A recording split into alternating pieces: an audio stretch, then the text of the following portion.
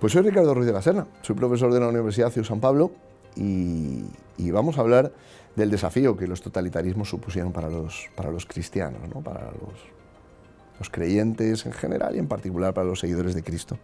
Porque, claro, había un problema aquí. Los totalitarismos, decíamos en alguna otra ocasión, son sistemas que tratan de controlar la vida íntima de las personas, sus ideas, sus creencias, lo que decía Ortega, sus vigencias, ¿no? Lo que dan por supuesto en la vida cotidiana.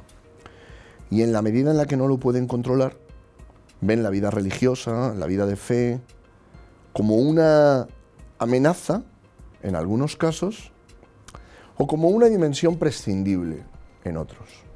Y va a haber totalitarismos, mejor dicho, va a haber periodos en los regímenes totalitarios en los que se van a alternar. Va a haber tiempo en el que los van a ver como una amenaza y entonces a los sacerdotes, a los religiosos, a los laicos comprometidos, por ejemplo catequistas, por ejemplo miembros de agrupaciones corales, miembros de asociaciones religiosas, se los va a ver como una amenaza y va a haber otros casos en los que se los va a despreciar. Se los va a ver como seguidores de una superstición, ignorantes. Esto, por ejemplo, pasó mucho en la Unión Soviética. Incluso en los periodos en los cuales no había una persecución religiosa, por ejemplo, durante ciertos años del llamado deshielo, durante el periodo de Brezhnev, incluso en esos casos se veía la religión como algo que una persona formada, que una persona, digamos, perteneciente a la élite intelectual no podía ni siquiera tomar en consideración. Esto iba con la ideología. Todas las ideologías totalitarias parten de la idea de que el centro del ser humano no es ni su vida, digamos, de fe, ni su vida interior, sino que es algo diferente. La raza, en el caso del nacionalsocialismo, la religión de la raza, de la sangre, de la tierra, del territorio, la clase social, el caso del comunismo, la nación, y por lo tanto, un seguimiento o una vida de seguimiento de Cristo se ve con cierta desconfianza. Porque esto es una persona, es alguien a quien con independencia del régimen totalitario que tomemos, es alguien que no es tan fácil de controlar. Admite una autoridad ajena a la del propio Estado, caso de los católicos con su santidad del Papa, tiene una visión de la vida que no se agota en lo material, pero que tampoco se remite a una trascendencia más o menos ambigua. Los alemanes, en el caso de los nazis, por ejemplo, los alemanes católicos, los católicos alemanes, van a tener aquí un choque frontal. Porque para los nazis sí, hay una dimensión espiritual, de matriz pagana. De matriz pagana. Entonces, ante esa visión del ser humano, del nazismo, el católico alemán, la católica alemana, tenía un choque frontal, inevitable. La antropología es diferente, la visión de la dignidad de la vida humana, la visión del sacrificio.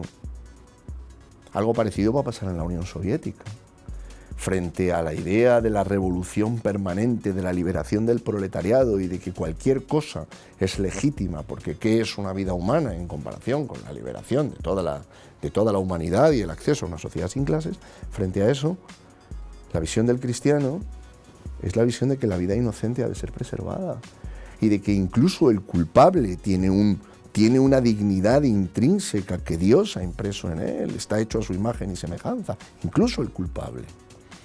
Con lo cual, no digamos el inocente, con lo cual el choque con los totalitarismos era inevitable. Luego había otro factor. La vida religiosa en Europa, que es en lo que nos vamos a ceñir en estos días, la vida religiosa en Europa estaba arraigada en el cristianismo. O sea, Europa es hija de la fe. Y el cristianismo transformó el legado de Grecia y Roma.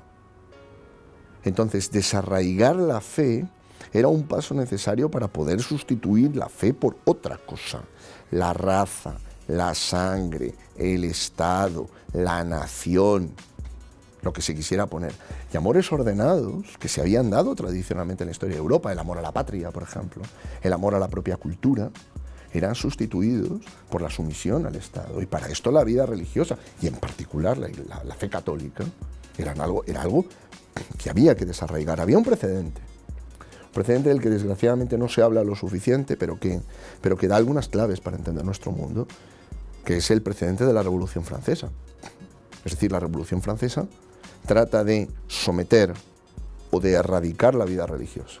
O se somete, y entonces la vida religiosa se somete a la autoridad del Estado, o viene a ser desarraigada, a ser aniquilada, que es lo que sucede con la resistencia en la Vendée y el alzamiento de los vandianos que quieren mantener su identidad y sus raíces.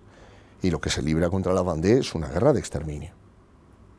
Y algo parecido pasa en la región de Bretaña con los chuanes.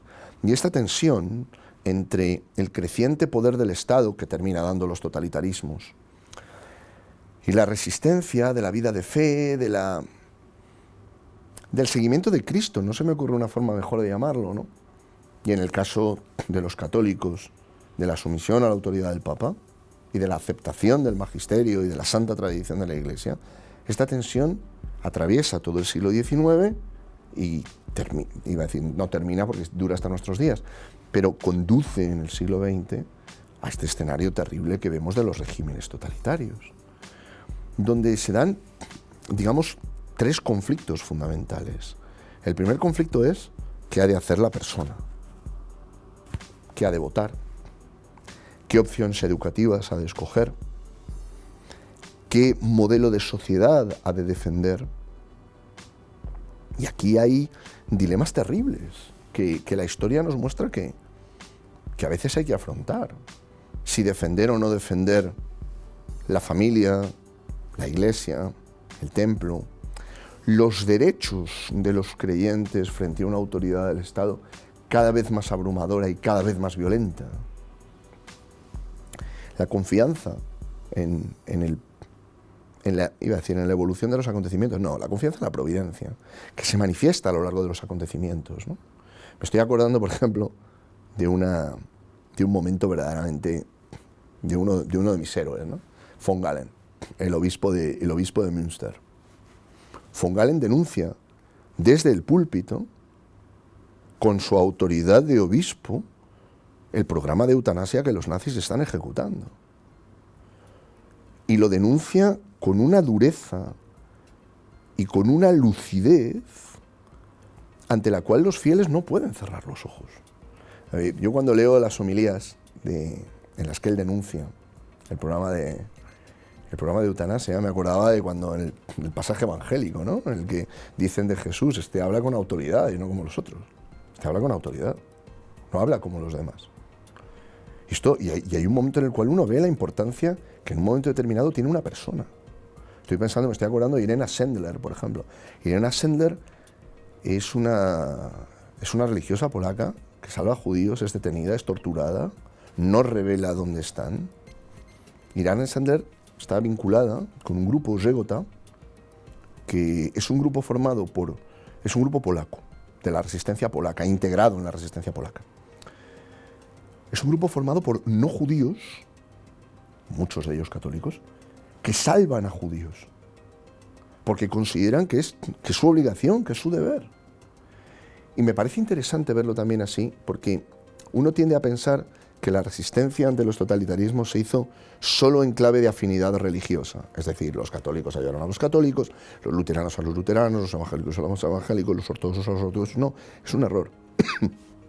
Muy a menudo sucedió lo contrario. Es decir, el compromiso de fe implicó hacer causa común y apoyar a otros con los que 3 siglos antes se habían estado matando. O sea, la misma Europa que conoce en el siglo XVII las guerras de religión, ese drama de la historia europea, la guerra de los 30 años, católicos, evangélicos, luteranos, matándose, calvinistas, matándose, masacrándose, se encuentran unos 3 siglos después, algo más de 3 siglos después, en la situación de tener que hacer frente y causa común frente a un totalitarismo que no quiere acabar con unos y con otros, sino con todos, que quiere unos totalitarismos, que quieren erradicar o controlar, que para estos casos, que este caso es muy parecido, la vida religiosa, ¿no? Y ahí hay un personaje que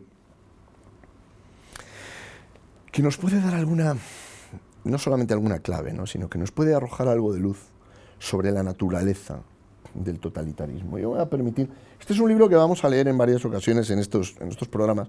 Es un libro de Alberto Giovannetti, se titula Roma habla, la Iglesia del silencio, y para no agotar el tiempo del programa, solo voy a leer un parrafito, luego voy a leer, en algunos otros momentos leeré alguna cosa más. Pero aquí, en un texto de 1952, Pío XII da algo de luz sobre cómo se vivió el totalitarismo en aquel momento, ¿no? Dice Pío XII, se dirige a lo que se llamaba la iglesia del silencio, ¿no? Los católicos que vivían sumidos en la clandestinidad. Y dice, parece que estáis renovando los fastos de la iglesia primitiva. Y por ello, nos deseamos besar las cadenas de quienes encarcelados injustamente lloran y se afligen ante los ataques a la religión, ante la ruina de las instituciones sagradas, ante la salvación eterna de sus pueblos puesta en peligro, más aún que ante sus propios sufrimientos y ante su propia libertad perdida. Hubo quien lo vivió así, es decir, hubo quien vivió la persecución no solamente en clave de la amenaza propia, de la amenaza sobre uno, sino de la amenaza sobre su pueblo y sobre otros pueblos, sobre su iglesia, sí, pero también sobre sus conciudadanos. Lo vivió como parte de la pasión que la humanidad estaba atravesando en ese momento. Y me parece interesante porque en nuestro tiempo tendemos a pensar que las historias tienen que terminar bien. O sea, tenemos una visión un poco hollywoodiense de la... No.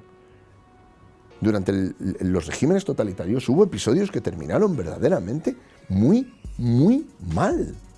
Con todos los inocentes muertos, 6 millones de judíos gaseados. Y la cifra de los 6 millones probablemente se queda corta a la luz de recientes investigaciones. Sacerdotes muertos, catequistas muertos, religiosos muertos, frailes muertos, iglesias quemadas, ciudades arrasadas. ¿Cómo podemos contemplar ese horror? Desde la cruz, solo desde la cruz. Es decir, este es el padecimiento de Cristo y la humanidad es crucificada en la historia con Cristo. Si perdemos esta perspectiva, corremos el riesgo de pensar, como decía Emil Fackenheim en un texto, corremos el riesgo de desesperar de la historia, pensando que todo está permitido.